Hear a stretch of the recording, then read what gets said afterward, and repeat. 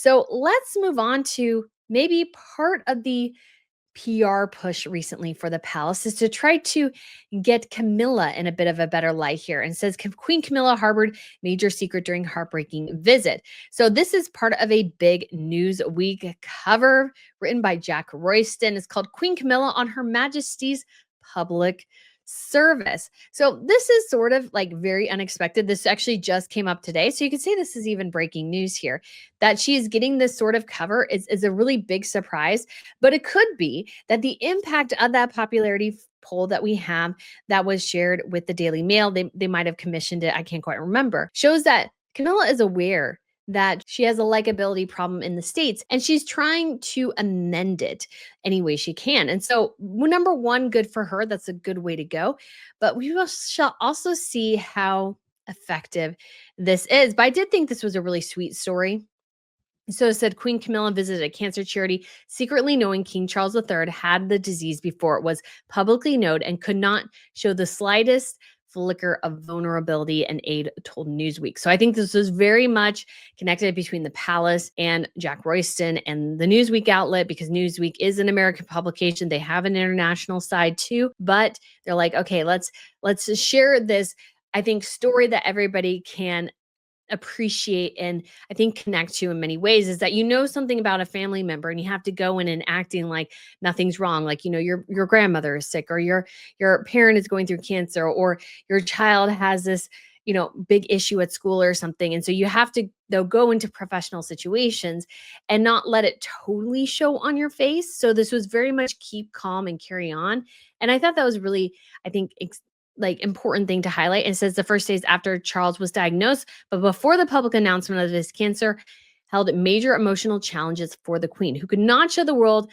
what she was experiencing privately. Her never complain spirit was tested to its limits when she visited the new Maggie's Cancer Support Center at the Royal Free Hospital in London on January 31st, 2024. The public would not be told about the king was himself a cancer patient until February 6th. So that is from the event. And I'm sure that was very emotional and sort of overwhelming in a lot of ways, because he had just become king. Like, they had just barely gotten over the year since Her Majesty died. So to be going through this was a big challenge. And aide told Newsweek she had to undertake public duties knowing the king had been diagnosed with cancer, including a visit to Maggie Center in London, yet was not able to show the slightest flicker of vulnerability. Don't always like it when they reframe quotes before actually sharing the quotes. When she was there, knowing what she knew privately. During the visit, Camilla was actually asked how Charles was recovering from a procedure on his prostate, replying in stoic terms, he's getting on, doing his best. So this article is going to hit stands this a week. So it talks about as well the queen being pulled in two different directions. On one hand, wanting to stay home to help support her husband. On the other, needing to step up and carry the torch for the monarchy. Because this was the thing too. Catherine was one of the most popular members, but William needed to be with Catherine and the children. And that was a big challenge too. And then you have this other side of Queen Camilla, who is one of the most disliked members by the public in many ways of the royal family, has this long history sort of contention with the British press. All of a sudden, pretty much all of the burden falls on him. But let's keep going. It was astonishing how she balanced both these roles alongside her own private anxieties, in particular during the first period of about a week or 10 days. That meant Camilla was keeping the ship afloat virtually single-handedly. It was exhausting, the aide continued. It would have been draining for a woman half her age, but I think if one is to attempt to see a benefit from that period, actually, it did give a chance for the media and the world to see some of the work that she had always been doing with greater interest and clarity. Goes on to say, and Camilla is not one for complaining. She's a stranger to self-pity. It's something she inherited really, I think, from her late father and his wartime experiences. They are the ultimate never complain family. She weathered some pretty stiff criticism over the years, but she's doing very good at not letting it get to her and just cracking on, driven by a sense of duty and purpose. And self-pity is not seen as an attractive quality in anyone. Can we say Meghan Markle? Yeah, I think that, not really a sly dig, but Definitely recognizing something there. And it says insights include the fact that Camilla wrote a letter to Giselle Percot, the woman who was repeatedly drugged and abused by her husband, Dominique Perclot, and dozens of men that he had recruited to abuse her. So, as a long term supporter of survivors of domestic and abuse, the Queen wrote to Madame Percot privately, the aide said. It's very much her instigation and determination to write to express her support from the highest level. So I think that's a very, very exciting to see Camilla sort of coming into the limelight here. And this again is a good tactic. She, I think, does really, really great work. And the more they can expose sort of an American audience to it, I think the better off things will be. And I did want to mention as well here, I didn't have a particular plan for this, but one of the things that Megan has sort of made an insinuation of time and time again in her series is that somehow when you become a royal, your whole personality is cut away from you and you can't do anything that you are passionate about and that you are just merely a cog in the machine. And I think this is a great opportunity to say that is so not the case. This issue is one that obviously impacts Queen Camilla in many ways. And I think she has and it's a very different violation, but she definitely felt, I'm sure, violated by the press many times and has a very distant understanding of what women in domestic violence situations and those stuff are going through. So she uses that, I think, some of that sympathy that she garnered when she was going through the roughest parts of her public life and is able to put that passion into helping women who are in actually real severe circumstances. And I think that is a powerful thing to do. She's also a very, very avid reader. And one of the things she mentioned recently is that she's really struggling to stay awake while reading in the evenings. And I think that's something that we can all appreciate is that she is having a problem that so many people do, is that it's hard sometimes to be like aware and be able to read and everything at the same time, or at least I do sometimes. And I think she has done so much for literacy. That has been a huge, huge passion of hers. And I think we can definitely tell that this huge passion is able to be translated into her work as queen. She wasn't prevented from saying, "Oh, I am a huge avid reader. I love reading. Let's make part of my platform literacy." And then going, no, you can't do that. You need to do it on something like, let's say, paddling a canoe or something like that.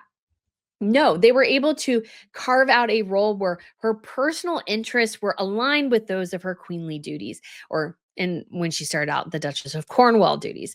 And that's what they tried to do with members of the royal family. What is your passion? What are issues you're concerned about? And how can we, to the best of our abilities, kind of fit your role around some of those within reason? Obviously, Queen Camilla can't, trying to think of something with a book that would work. I can't think of an analogy, but she maybe can't do everything she wants to do with books, but she can certainly share that passion. She has the Queen's Reading Room, which is a podcast. So she has many outlets to share that passion that she does have.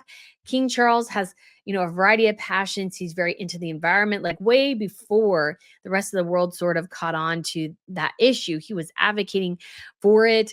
And then he also has, his home in Highgrove and so many different places.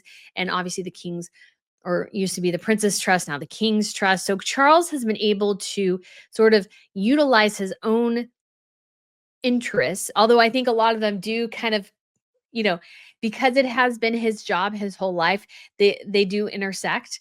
His royal life and his, I think, personal interests do intersect in a lot of ways because that's what he grew up with. But I think for somebody marrying in, there's this perception of, oh, you can't be yourself anymore. You're just like a representative of something, or the UK.